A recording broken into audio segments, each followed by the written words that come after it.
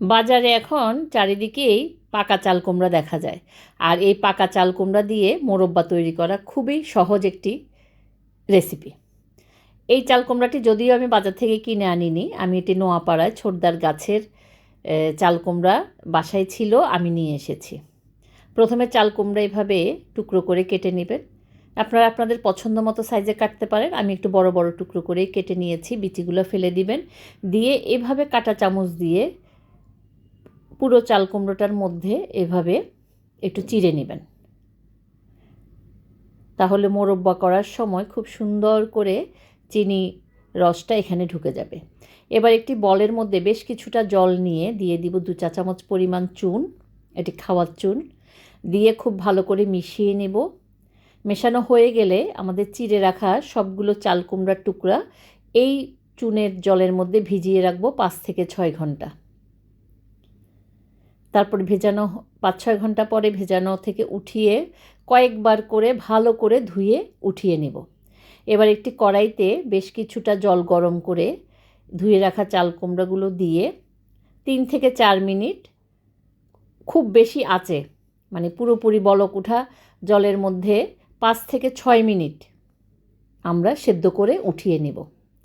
এবার একটি কড়াইতে 2 কাপ পরিমাণ জল এবং প্রায় 2 কেজির মতো চিনি দিয়ে ফুটে উঠলে দিয়ে দিব 5-6টি এলাচ, দিয়ে এটি ভালো করে ফুটিয়ে দিয়ে দিব আমাদের হালকা সিদ্ধ করে রাখা চাল কুমড়োগুলো।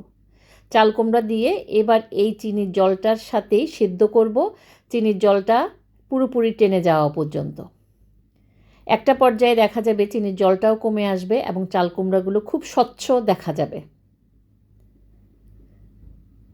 এভাবে মাঝে মধ্যে একটু সাবধানে উল্টে পাল্টে আমরা নাড়াচাড়া করে দেব। শেষের দিকে যখন চিনির রসটা ঘন হয়ে আসবে তখন চুলার সামনে দাঁড়িয়ে থেকে এগুলো উল্টে পাল্টে একদম চিনির জল শুকিয়ে যাওয়া পর্যন্ত আমরা রান্না করব। একদম শুকিয়ে গেলে আমরা নামিয়ে ঠান্ডা হওয়ার পরে একটি প্লেটে উঠিয়ে নেব। এভাবে একটু সাইড থেকেও ভালো করে ছাড়িয়ে নেবেন চিনিগুলো, আর একটু ভালো করে এইভাবে উল্টে পাল্টে নাড়াচাড়া করে একদম ভাজা ভাজা করে, মানে পুরো চিনির শিরাটা যেন চাল কুমড়ার গায়ে লেগে যায়। এবার উঠিয়ে নেব একটি প্লেটে, উঠিয়ে পুরোপুরি ঠান্ডা করে আমরা এটি ডিপ ফ্রিজে রাখতে পারবো অনেক দিন। বাজার থেকে খুব সহজেই কেনা যায়, তারপরও নিজের তৈরি করা জিনিসের আলাদা একটা ব্যাপার তো আছেই। আমি যেহেতু খুব কেক তৈরি করে থাকি, ফ্রুট কেক, এবং ফ্রুট কেকে মোরব্বাটা আমার খুব ভালো লাগে, সেজন্যই আমি বাসায় তৈরি করে নিয়েছি।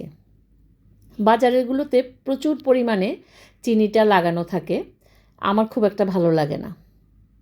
যাদের হাতে সময় থাকবে তারা একবার অন্তত বাসায় তৈরি করতেই পারেন। আমার ভিডিওগুলো যদি আপনাদের ভালো লেগে থাকে তাহলে অবশ্যই আপনাদের ফ্রেন্ডস এবং ফ্যামিলির সাথে শেয়ার করবেন। বাসায় অবশ্যই বানাবেন, কেমন হলো জানাবেন। ভালো লাগলে লাইক কমেন্ট শেয়ার করবেন, আমার প্রোফাইলটা ফলো দিয়ে রাখবেন। এভাবেই সব সময় পাশে থাকবেন। ধন্যবাদ সবাইকে।